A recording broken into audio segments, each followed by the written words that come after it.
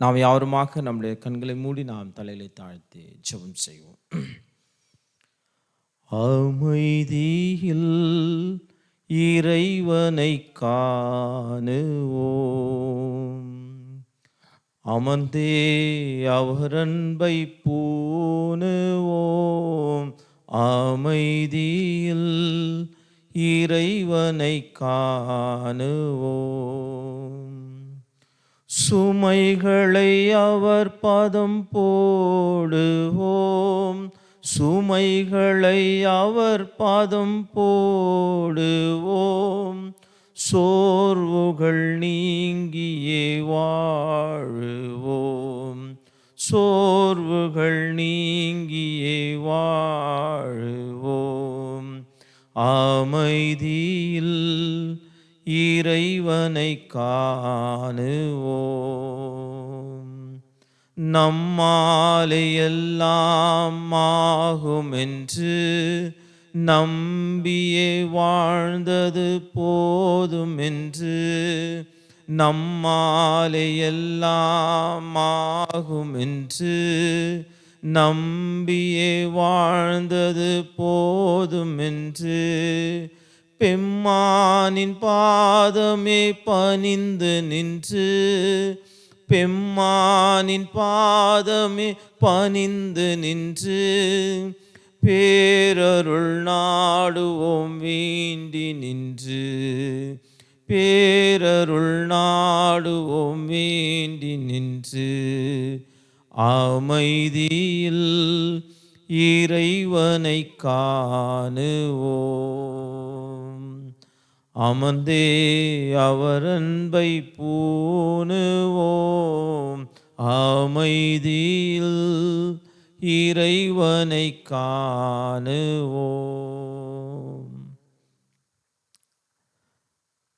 இரக்கமுள்ள கர்த்தாவே, இந்த காலை நேரத்திலுமாக உம்முடைய சமூகத்திலே நாங்கள் வரும்படி இந்த சிறிய தியான நேரத்திற்காக உமக்கு நன்றி செலுத்துகின்றோம். இப்பொழுதுமாக இந்த நாளிலுமாக இந்த தியானங்களை நாங்கள் மேற்கொள்ளும் பொழுது கர்த்தர் தாமே எங்களோடு கூட பேச வேண்டுமா, எங்களுடைய மனக்கண்களை திறந்து உரையாட வேண்டுமாயிடு மன்றாடுகின்றோம். நீர் பேசும் நாங்கள் கேட்கின்றோம். இயேசுவோடு மன்றாடுகின்றோம் கர்த்தாவே, ஆமென். ஆண்டவராகிய இயேசு கிறிஸ்துவின் இனிய நாமத்திலே உங்கள் யாருக்குமாக வாழ்த்துதலையும் வணக்கத்தையும் தெரிவித்துக் கொள்கின்றேன். பிரியமானவர்களே, நாமமாக கர்த்தருடைய சமூகத்திலே நாம் வரும்பொழுது அமைதியில் நாம் இறைவனை காணுகின்றவர்களாக, குறிப்பாக நம்முடைய சுமைகள், வருத்தங்கள், பாரங்கள் இவைகளை கர்த்தருடைய சமூகத்திலே நாம் இறக்கி வைக்கும்படியாக கர்த்தர் நம்மை அழைக்கின்றார். இந்த நாளிலுமாக நாம் தியானிக்கின்ற புத்தகமானது ஓசியாவின் புத்தகம், த புக் ஆஃப் ஹோசையா, 2ஆம் அதிகாரம் வசனங்கள் 19-20 ஆகிய வசனங்களை நான் வாசிக்கின்றேன். ஓசியா 2ஆம் அதிகாரம் 19-20. நித்திய விவாதத்துக்கென்று உன்னை எனக்கு நியமித்து கொள்ளுவேன், நீதியும் நியாயமும் கிருபையும் உருக்க இரக்கமுமாய் உன்னை எனக்கு நியமித்து கொள்ளுவேன். உண்மையாய் உன்னை எனக்கு நியமித்து கொள்ளுவேன், நீ கர்த்தரை அறிந்து கொள்வாய்.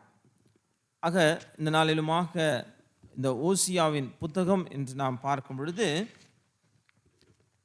இந்த ஓசியாவின் புத்தகத்தில் நாம் பார்க்கின்றோம், ஓசியாவை கர்த்தர் அழைக்கின்றார்.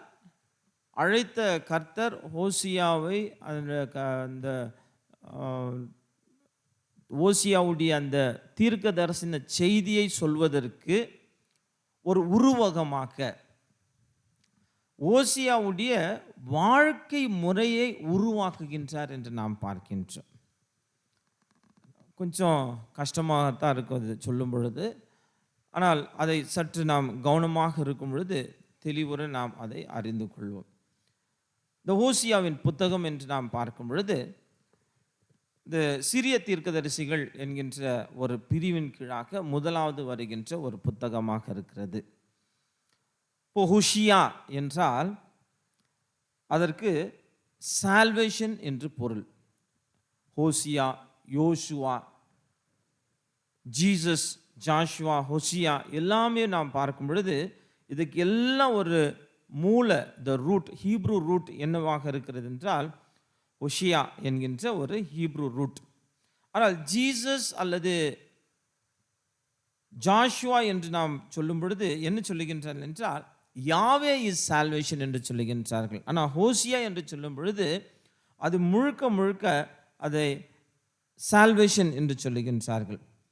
ஆக இந்த ஹோசியா என்று நாம் பார்க்கும் பொழுது ஒருவேளை ஈப்ரூ அவருடைய அந்த ப்ரொனன்சியேஷன்னா கிங் ஜோஷியா, ஹோஷியா எல்லாம் ஒன்றாக இருந்தாலும் கூட அந்த இங்கிலீஷ் ஸ்பெல்லிங்ஸ் அது வேறுபடுகிறது என்று நாம் பார்க்கின்றோம். அப்போ இந்த ஹோஷியாவுடைய காலங்கள் என்று என்னவாக இருக்கிறது என்றால் அவருடைய செய்தி எவனமாக இருக்கிறது என்றால் மீட்பின் செய்தியை கொடுக்கின்றார். ஆனால் இந்த மீட்பு என்பது இட் இஸ் கண்டிஷனல்டு. மீட்பு என்பது ஒரு கண்டிஷன் சார்ந்தாக, நீங்கள் மனம் திரும்பினால் உங்களுக்கு மீட்பு. அது ரொம்ப எம்ஃபசிஸாக ஹோசியா அதை ரொம்பவே எம்ஃபசைஸ் பண்ணுவார். நீங்கள் மனம் திரும்பினால் உங்களுக்கு மீட்பு. ஆக இந்த ஹோசியாவுடைய காலங்களை நாம் பார்க்கும் பொழுது இந்த எப்ராயிம், அதாவது இஸ்ரவேல் நாடு, த northern kingdom and the southern kingdom முன்னதாக சொல்லியிருக்கிறார். அப்போ இந்த நார்தர்ன் கிங்டமில் தான் ஹோசியாவுடைய தீர்க்க தரிசனமாக இருந்தது. குறிப்பாக அங்கே இருக்கின்ற அரசர்களை பார்க்கும் பொழுது ஹோசியா, யோத்தாம், ஆகாஸ், எசேக்கியா போன்ற அரசர்கள் கீழாக ஹோசியா தன்னுடைய பணிகளை மேற்கொள்கின்றார் என்று நாம் பார்க்கின்றோம். இப்போ ஹோசியாவுடைய திருப்பணி, அந்த தீர்க்க தரிசன திருப்பணியானது 40 ஆண்டுகளுக்காக அது இருந்தது. குறிப்பாக ஹோசியாவுடைய ஆரம்ப காலகட்டத்தில் பார்க்கும் பொழுது இஸ்ரேல் நாட்டிலுடைய இந்த பொலிட்டிக்கல் அண்ட் எக்கனாமிக் ஸ்டெபிலிட்டி இருந்தது என்று சொல்லுகின்றார்கள். அரசியல் சார்ந்து, பொருளாதார சார்ந்து அவர்களுக்கு ஒரு நல்ல ஒரு காரியங்கள் இருந்தது. பின்னர் தான் அவர்கள் விழுந்து போனார்கள் என்று நாம் பார்க்கின்றோம். ஆக இந்த ஹோசியாவின் புத்தகத்தை நான் அதை சுருக்கமாக பார்க்கும் பொழுது 2 வகையாக அதை பிரிக்கலாம். 1 3 அதிகாரங்கள், 4 14 அதிகாரங்கள், 2 வகையாக பிரிக்கப்படுகிறது. முதலாவதாக நாம் பார்க்கின்றோம் 1 to 3 என்று நாம் பார்க்கும் பொழுது இந்த விபச்சாரத்தில் ஈடுபடுகின்ற மனைவி, உண்மையுள்ள விசுவாசத்தின் கணவன், இந்த ஒரு உறவு முறையை நாம் பார்க்கின்றோம். இன்னுமாக 4 14 வரைக்கும் நாம் பார்க்கும் பொழுது அதையே எப்படி கம்பேர் பண்ணுறாங்கன்னா, இந்த இஸ்ரவேல் நாடு விசுவாசம் இல்லாமல் விபச்சாரத்துக்குள்ளாக போகின்ற, அதாவது கர்த்தரை விட்டு விலகி போகின்ற ஒரு சூழல். அதை தொடர்ந்து நாம் பார்க்கின்றோம். ஆனால் அவர்கள் விலகி போகும் பொழுதுமாக ஒரு உண்மையுள்ள ஒரு கர்த்தர், கடவுள் இருக்கின்றார். அப்போ இதன் இடையே இருக்கின்ற ஒரு உறவு முறைகளைத்தான் அவர்கள் இவை சுட்டி காட்டுகிறது. ஆக இங்கே நாம் பார்க்கின்றோம் 1ஆம் அதிகாரத்தில் நாம் பார்க்கும் பொழுது ஹோசியாவுடைய அழைப்பு, அந்த ஹோசியாவுடைய அழைப்பு கூட என்னன்னா, ஹோசியாவுடைய திருமணத்தை கர்த்தர் நிர்ணயிக்கின்றார். நீ போய் ஒரு சோரம் போன ஒரு ஸ்திரீயை விவாகம் கொள், ஓமேர் என்கின்ற ஒரு பெண்ணை விவாகம் செய்கின்றார். அதை தொடர்ந்து நாம் பார்க்கும் பொழுது இந்த ஓமேருடைய ஒரு வாழ்க்கையை எதற்கு ஒப்பிடுகின்றார் என்றால் இஸ்ரவேல் நாட்டிற்கு ஒப்பிடுகின்றார். அது மட்டுமல்ல, 3ஆம் அதிகாரத்தில் நாம் பார்க்கின்றோம், அந்த ஓமேர் வழி தவறி தன்னுடைய கணவனை விட்டு விலகி போகும் பொழுது ஹோசியாவுக்கு வருகின்ற செய்தி, நீ மீண்டுமாக அவளை போய் பார்த்து உன்னிடம் நீ அழைத்துக்கொள். அப்போ ஹோசியாவுடைய அந்த வாழ்க்கையே அவர் கர்த்தருக்கென்று அர்ப்பணித்திருக்கின்றார். ஒருவேளை எரேமியாவுடைய வாழ்க்கை என்று நாம் பார்க்கும் பொழுது, மற்றவர்கள் பார்க்கும் பொழுது அவள் சிறப்பாக வாழ்கின்றார்கள். ஒவ்வொருடைய அழைப்பு இருக்கிறது. ஆனால் சிறந்த ஒரு தீர்க்கதரிசி என்றால் ஹோசியாவாகத்தான் இருக்க முடியும். ஏனென்றால் நாம் எல்லாவற்றையும் விட்டு கொடுக்கலாம், ஆனால் நம்முடைய அந்த கணவன் மனைவி இருக்கின்ற அந்த பாந்தம், அந்த உறவு முறைகளை நம்மளால் அதை என்ன சப்ஸ்டாண்டர்ட் லெவலில் கொண்டு வர முடியாது. ஆனால் இங்கு அந்த சப்ஸ்டாண்டர்ட் லெவல் இருக்கின்றது. ஏனென்றால் கர்த்தர் ஹோசியாவுக்கு சொல்லுகின்றார், ஹோசியா அதை செய்கின்றார். அப்பொழுது அதுதான் இந்த ஹோசியாவுடைய அந்த வாழ்க்கை. அம்மீம், லோ அம்மீம், ரொஹாமா, லோ ரொஹாமா. ஆக கர்த்தருள் எனக்காக இருக்கின்றார், கர்த்தர் இல்லாத இருக்கின்றார். ஆக அப்படியாக நாம் பார்க்கின்றோம். ஆக அங்கிருந்து நாம் பார்க்கும் பொழுது இந்த adulterous Israel and faithful Lord. அப்போ கர்த்தரை விட்டு விலகி போகின்ற, சோரம் போகின்ற ஒரு இஸ்ரவேல் நாடு, ஆனால் இன்னுமாக நீதிபரராக, நியாயத்தை செய்கின்றவர்களாக, உண்மையுள்ள விசுவாசமுள்ள ஆண்டவர் இருக்கின்றார். ஆக 4ஆம் அதிகாரத்திலிருந்து 6ஆம் அதிகாரம் வரைக்குமாக, 6:4 வரைக்குமாக நாம் பார்க்கும் பொழுது இஸ்ரவேல் ஜனங்களுடைய அந்த ஆன்மீக குறைவுகளை அவர் சுட்டி காட்டுகின்றார். இவர்கள் என்ன செய்கின்றார்கள் என்றால், தங்களுடைய ஒரு பொருளாதார நிலையை தேடுகின்றவர்களாக மற்ற விக்கிரகங்களை ஓடி அவர்கள் வணங்குகின்ற ஒரு சூழலாக இருக்கிறது. ஆக 6ஆம் அதிகாரம்லேருந்து 8ஆம் அதிகாரம் வரைக்கும் நாம் பார்க்கும் பொழுது இந்த இஸ்ரவேலுக்கு மீண்டும் மீண்டுமாக அறிவுரை சொன்னாலும் கூட இஸ்ரவேல் மனம் திரும்பாத ஒரு சூழல், மனம் திரும்புவதற்கு மறுத்து போகின்ற ஒரு சூழலை சுட்டி காட்டுகின்றார். 9-10 அதிகாரங்களை நாம் பார்க்கின்றோம். இஸ்ரவேலுக்கு விரோதமாக ஒரு நியாய தீர்ப்பின் விசாரணை கர்த்தர் கொடுக்கின்றவராக இருக்கின்றார். அதை தொடர்ந்து நாம் பார்க்கின்றோம். அங்கு அது நிறைவு பெறுவது கிடையாது. அதை தொடர்ந்து நாம் பார்க்கும் பொழுது 11-லிருந்து 14ஆம் அதிகாரம் வரைக்கும் நாம் பார்க்கின்றோம். கர்த்தர் அப்படியே விட்டுவது கிடையாது, மீண்டுமாக தம்மிடம் கர்த்தர் சேர்த்து கொள்கின்ற ஒரு சூழல். The restoration of Israel and God.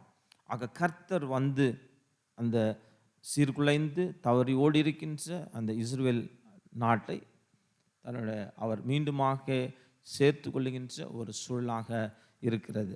ஆக இந்த நாளிலுமாக இதை நாம் எதற்கு, இந்த Christ as the faithful husband, இன்னைக்கு தலைப்பு ஒரு உண்மையுள்ள ஒரு கணவர்.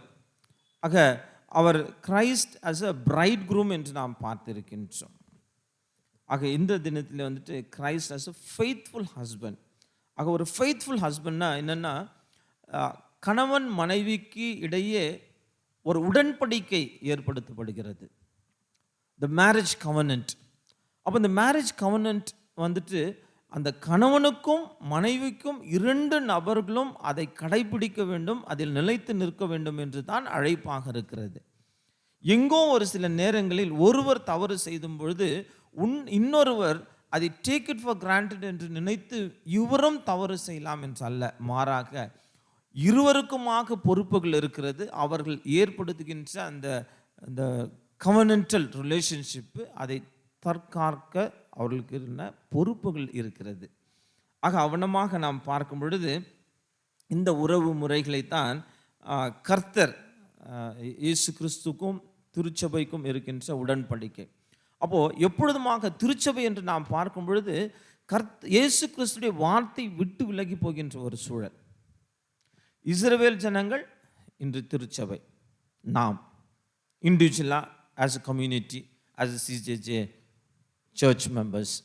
ஆக இங்கு நாம் பார்க்கும் பொழுது இன்னொரு பக்கம் கர்த்தரோடு கூட இருக்கின்ற உடன்படிக்கை, எனக்கும் கர்த்தருக்கும் இருக்கின்ற உடன்படிக்கை, என் திருச்சபைக்கும் கர்த்தருக்கும் இருக்கின்ற உடன்படிக்கை. எவ்வகையில் நாம் இந்த உறவு முறைகளை வைத்தவர்களாக இருக்கின்றோம் ஆராய்ந்து பார்ப்பது தான் நம்முடைய கடமையாக இருக்கிறது என்று நாம் பார்க்கின்றோம். ஆக இந்த நேரத்திலுமாக நாம் பார்க்கின்றோம், இந்த இயேசு கிறிஸ்து தன்னையே என்னென்னா இந்த திருச்சபைக்கு மணவாளனாக அவர் சுட்டி காட்டுகின்ற ஒரு சூழல். அப்போ அந்த மணவாளன் என்று நாம் பார்க்கும் பொழுது என்னென்னா, இந்த கவர்னன்டல் ரிலேஷன்ஷிப்பில் 3 வார்த்தைகள், the faithfulness, the sacrifice and the sanctification. அப்போ இந்த ஹோசியாவின் புத்தகத்திலே நாம் பார்க்கும் பொழுது, இந்த உறவு முறைகளை நாம் பார்க்கும் பொழுது, இந்த மத்தேயு 25ஆம் அதிகாரம் 6ஆம் வசனத்தில் நாம் பார்க்கும் பொழுது இந்த 10 கன்னிகைகளுடைய ஊமைகள் இருக்கிறது. அப்போ என்னென்னா, மணவாளன் மணவாட்டி தேடி வருகின்ற ஒரு சூழல், மணவாட்டி மணவாளனுக்காக காத்திருக்கின்ற ஒரு சூழல். அப்போ இந்த ஒரு உறவு முறைகளில் இந்த ஃபெய்த்ஃபுல்னஸ், அப்போ என்னென்னா, இயேசு கிறிஸ்து உண்மையுள்ளவராக நாம் விலகி போகும் பொழுதுமாக கூட என்ன செய்கின்றார் என்றால், நம்மை சேர்த்து கொள்ளுகின்ற ஆண்டவராக, நம்மை தேடி வருகின்ற ஆண்டவராக, நமக்கு அவரோடு கூட இருக்கின்ற அந்த உடன்படிக்கை அவர் தக்க வைக்கின்றவர்களாக, நிலைநிறுத்துகின்றவராக உண்மையுள்ள இயேசு கிறிஸ்துவாக இருக்கின்றார். But the sacrifice, இயேசு கிறிஸ்து தன்னையே இந்த திருச்சபைக்காக தன்னையே மாய்த்து கொள்கின்ற, தன்னுடைய உயிரை கொடுக்கின்ற ஒரு சூழல். அது மட்டுமல்ல, சுத்திகரிப்பு. ஏனென்றால் நாம் பாவத்தின் பிள்ளைகளாக இருக்கும் பொழுது இந்த பாவங்களை கழுவி அதை ஏற்றுக்கொள்கின்ற ஒரு சூழல். பாவி என்று ஒதுக்கி தள்ளாமல் மீண்டுமாக நம்மை ஏற்றுக்கொண்டு நம்மை தூய்மைப்படுத்தி நம்மை சீர்படுத்துகின்ற ஆண்டவராக இருக்கின்றார். ஆக இந்த ஒரு ஒப்புதலை பார்க்கும் பொழுது எவனமாக ஓசியா தன்னுடைய மனைவி தேடி சென்றாரோ அதே வண்ணமாக நாம் விலகி போனாலும் கூட இயேசு கிறிஸ்துடைய இரத்தத்தால் நாம் மீட்கப்படுகின்றவர்களாக இயேசு கிறிஸ்து நம்மை தேடுகின்றவராக இருக்கின்றார் என்று நாம் பார்க்கின்றோம். ஆக கிறிஸ்து தன்னுடைய ஜனங்களுக்கு ஒரு உண்மையுள்ள ஆண்டவராக இருக்கின்றார். ஆக உண்மையுள்ள ஆண்டவராக தன்னுடைய அன்பை நமக்கு அவர் வெளிப்படுத்துகின்றவராக இருக்கின்றார். நாம் அந்த இயேசு கிறிஸ்துவுக்கு, அந்த இயேசு கிறிஸ்துவின் அன்பை புரிந்தவர்களாக, உண்மை உள்ளவர்களாக, தூய்மை உள்ளவர்களாக நம்முடைய வாழ்க்கை நாம் அமைத்து கொள்வதற்கு ஆயத்தமாக இருக்கின்றோமா? இந்த லெந்து காலங்கள் மட்டுமல்ல, இந்த நாளிலுமாக நம்முடைய வாழ்க்கை முறையிலுமாக இந்த ஒரு செய்தி என்னவென்றால், நாம் விலகி போகின்றவர்களாக இருந்தாலும் கூட கர்த்தர் நம்மை தேடி வருகின்றார். அப்போ கர்த்தர் நம்மை தேடி வரும் பொழுது நாம் மனம் திரும்பி அந்த மீட்பின் சுதந்திரத்தை நாம் பெற்றுக்கொள்கின்றோமா அல்லது நாம் விலகி நிற்கின்றோமா? அதை தூய்மைப்படுத்தும் பொழுது அது ஆசீர்வாதமாக இருக்கிறது. ஆகையால் நம்முடைய வாழ்க்கை பயணத்திலுமாக நாம் இந்த ஓசியா தீர்க்கதரிசியுடைய செய்திகள் நம்முடைய மனதில் இருத்தி வைத்துள்ளாக்க மனம் திரும்பும் பொழுது நமக்கு மீட்பு இருக்கிறது.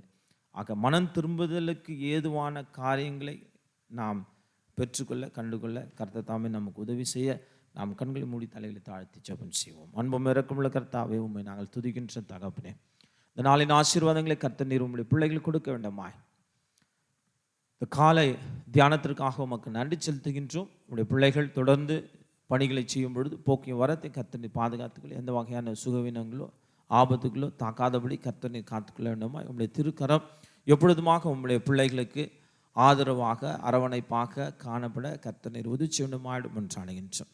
இந்த நாளில் ஒரு இனிய நாளாக கர்த்தர் நீர் அமைத்து தாரும், ஆசீர்வாதங்களை தாரும், குடும்பத்தின் தேவைகளை சந்தியும். படிக்கின்ற பிள்ளைகள் சிறப்புற படித்து உம்முடைய நாமத்தில் தேர்ச்சி பெற கர்த்தர் நீர் உதவி வேண்டுமாய்.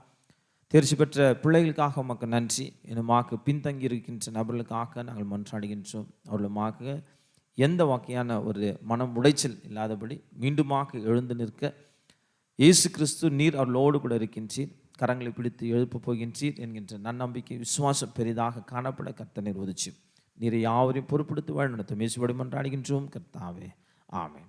ஆண்டவராகிய இயேசு கிறிஸ்துவின் கிருபையும் பிதாவின் அன்பும் பசுவானின் தூய வழிநடத்தல் ஐக்கியம் நம் அனைவரோடும் சுகத்தோடு சமாதானத்தோடும் இன்றும் என்று தங்கியிருப்பதாக, ஆமென்.